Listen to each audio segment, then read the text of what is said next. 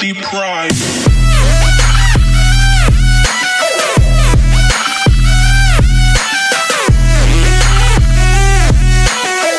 Donc salut tout le monde, aujourd'hui on va vous faire une petite vidéo pour présenter tous nos voleurs. Donc ouais voilà. On va commencer avec les split chats de ces Sakura. Il y en a 8 en 4 pouces, ils sont vraiment pas mal. On les a montés en linéaire. Tête ronde, basique. Donc voilà, ça peut remplacer du one up. Ça coûte 6,50€ les 8 je crois. Maintenant les Giant Shad. Giant Triple Shad, ouais. Les Giant Triple Shad de chez Berkeley. Il y en a 30 pour 18€ je crois. Ouais, pour 18€, un truc dans le genre. Donc je vais vous montrer un peu un autre leurre que j'aime plutôt bien. C'est un twist de chez Daiwa. Donc ça c'est pareil, c'est pas très cher, ça prend du poisson. On a monté aussi sur un petit spinner. Enfin un petit, il est assez gros. Et avec double palette. On a montré dans la première vidéo de présentation de l'heure. Il est vraiment pas mal celui-là. Donc tant qu'on est sur les spinners, le Monarch de chez Sakura. Donc monté avec un petit leurre à K-Tech. Donc ça doit être le Swim Impact 4 pouces. Alors après, en autre spinner, on a un spinner de chez Adams. Encore avec un leurre K-Tech, le Swim Impact. Donc ça pour le cendre, à gratter dans le fond, l'hiver, quand les finesses ne marchent pas.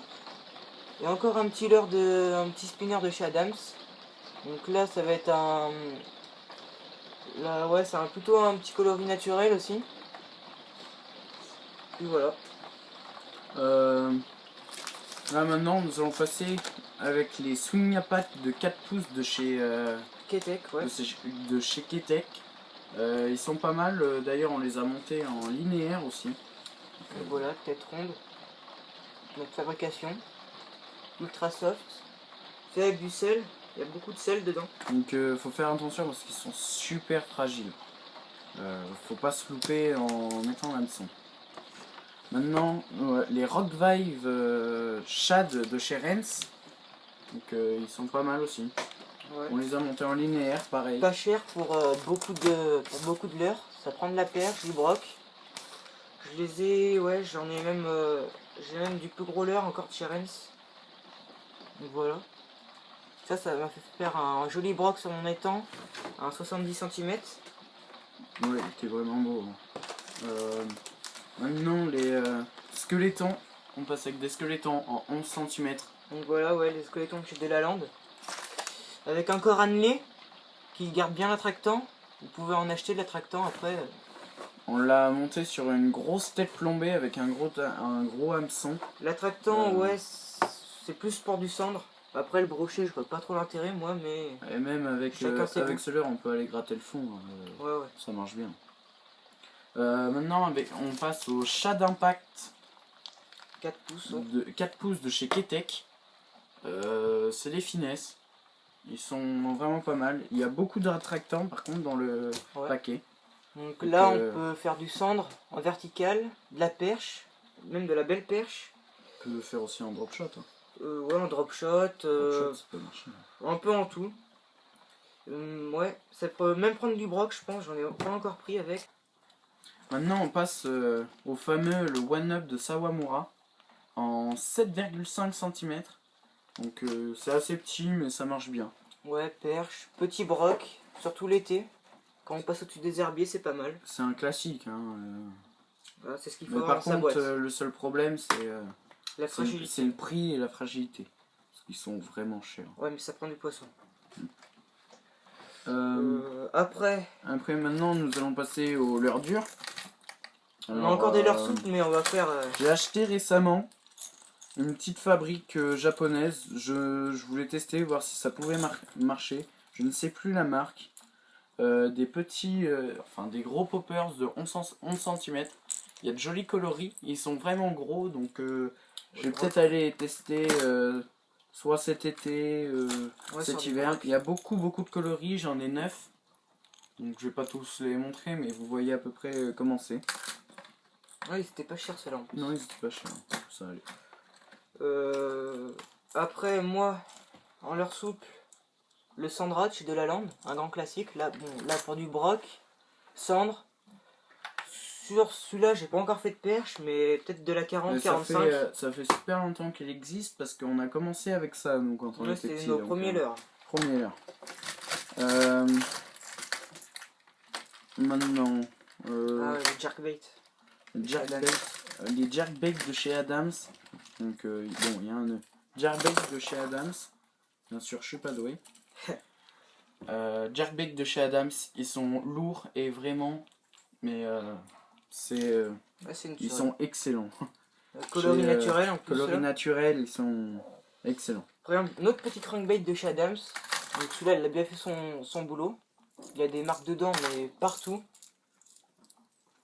Ouais, là, ça, c'est plus pour de la perche et du petit broc. C'est le Wobbler 50 SR. Donc, bien sûr, les noms un peu bizarres. Un peu codé, hein. Ouais. C'est bizarre. Alors maintenant, nous passons au crankbait clipless de chez Adams.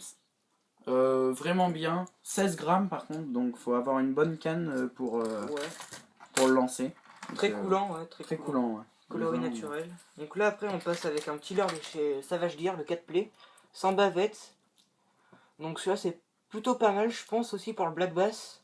À côté des nénuphars, ça peut faire de la différence. Pour du gros black, mais vraiment du gros black et de la grosse perche et du broc. Maintenant, nous passons à une palette tournante. C'est un grand classique, on a découvert ça il n'y a pas si longtemps pourtant. Et on voit que ça marche vraiment en fait. Donc, Ouais, pour du gros broc, ouais. Pour du gros broc, parce que ça c'est 17 grammes, donc taille S, donc c'est assez gros. Donc là, encore un petit classique, le crankbait de chez Rapala, avec leur fameux système bruteur. Donc celui-là, coloris perche, ouais, ça prend de la perche, du broc. C'est plutôt pas mal, c'est Clacking Crank 53. On a acheté récemment aussi des écrevisses. Ouais, des écrevisses 3D.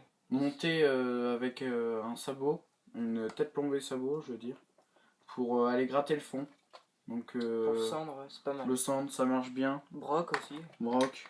La perche, ça va pas trop la chercher en ce moment. Au pansement, plus Mais, tard, ouais. ça pourrait peut-être marcher plus tard. Donc là, on a un Ripple Shad de chez... donc là, il a perdu un œil, ils sont assez fragiles les yeux. Un Ripple Shad de chez Berkeley. Donc ça, c'est plutôt du bon leurre, surtout destiné au broc. Ça peut prendre de la perche, mais moins souvent, je trouve. Donc après, on a un autre squeletton, cette fois-ci pas en même taille, plus petit. Donc voilà les squelettons que j'ai déjà présentés. Hein. Et un petit leurre dont j'ai fait l'acquisition il n'y a pas si longtemps que ça. Le Jigging Rap de chez Rapala. Donc pour de la perche, du broc, pourquoi pas du cendre. Très bon leurre. Ouais, on peut aller gratter avec les fonds parce que j'ai été étonné, il m'a montré ça, il était vraiment mais super lourd. Donc pour pêcher à la dandine, à la verticale. Même en flotte tube, c'est ouais, ça devrait être bien. Mais... Moi j'ai fait ça l'autre jour, c'était pas mal. Donc voilà, c'est tout pour cette vidéo. N'hésitez pas à aller voir la page Facebook, on vous met le lien dans la description. Et surtout, à une prochaine fois. Salut!